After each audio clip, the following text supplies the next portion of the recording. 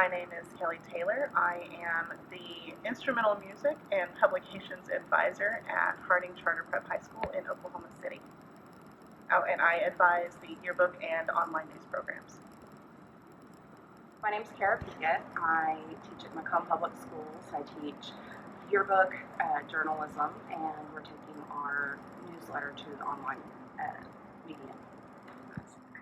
My name is Laisha Murray. I am at Elk City High School. I advise the yearbook, our online news site, and media production and communications.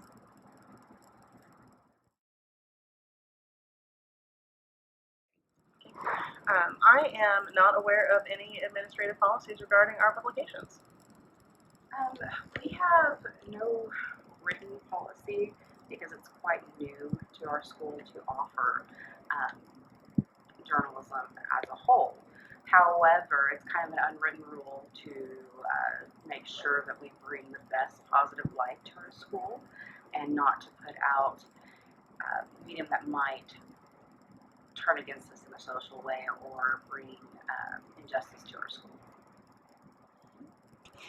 Our administration has general policies for student behavior, just across the board like most schools do.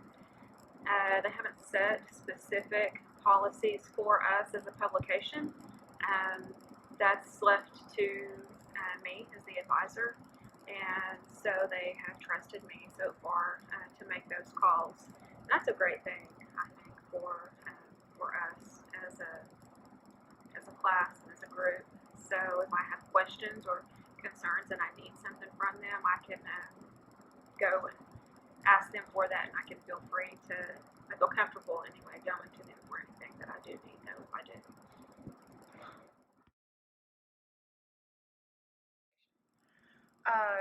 We have not had any actual prior review. There was one time when a principal was unsure about the direction of an opinion piece that my staff was putting together regarding a multicultural week assembly that went astray. But his concern at the time was that we were going to hurt people's feelings, and when we told him what the opinion piece was actually going to be about, he immediately backed off, and we published the piece as we wanted to. Not from administration review, but we did get quite a few teachers that were like, please don't comment on this or that. As a whole, as a community, we don't want anyone asking questions about this or that. Maybe you're right. We haven't encountered, since I have been there, any censorship or requests for anything to be reviewed beforehand. If I need input or have a question or need a second opinion, again, then I can, I feel comfortable going and asking those questions.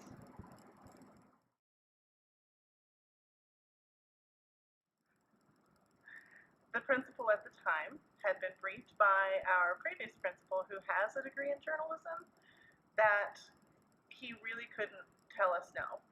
And so I would have handed him my principal's guide to scholastic journalism that I have in my classroom, and we would have had an educational moment about what we do at our school and what we have previously done and what our goals would be. I think that sounds really sassy, but I take my students' First Amendment rights very seriously. We've had no problems since, though we've had several different principals since then. So yeah, I think I would have used it as an educational moment. My policy is that I ask my students if it's truly important to them, if it's something that truly matters to them. Would they have a problem bringing that to the principal or the superintendent and having a conversation with them before writing a story? If they would have a problem defending their articles or any of that to basically the administration, then maybe they should write it. I would like to be objective about the situation and try to see it from both sides. I would probably, depending on the situation, if it was just from the perspective of making somebody look bad, depending on the situation,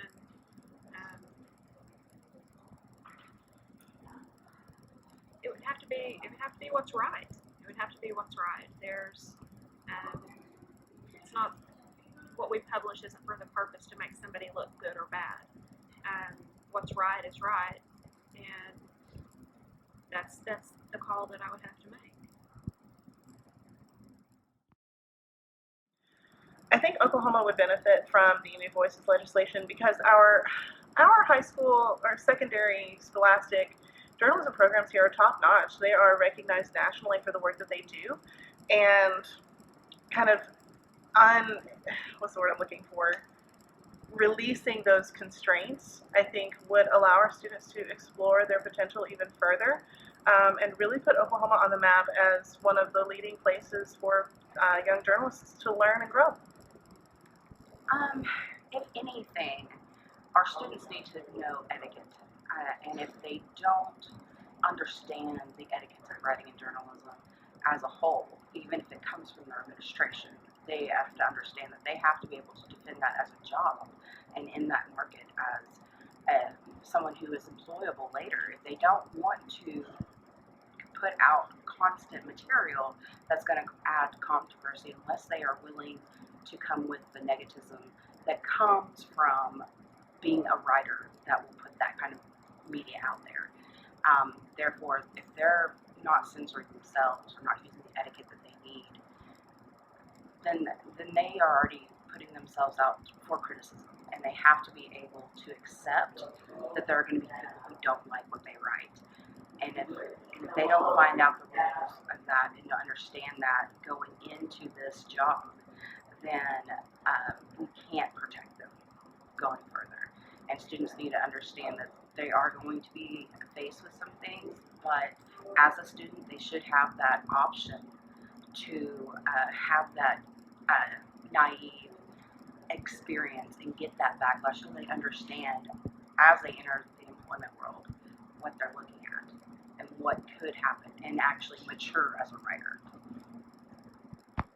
It's important for students to be able to have their own opinion and be able to voice their own opinion.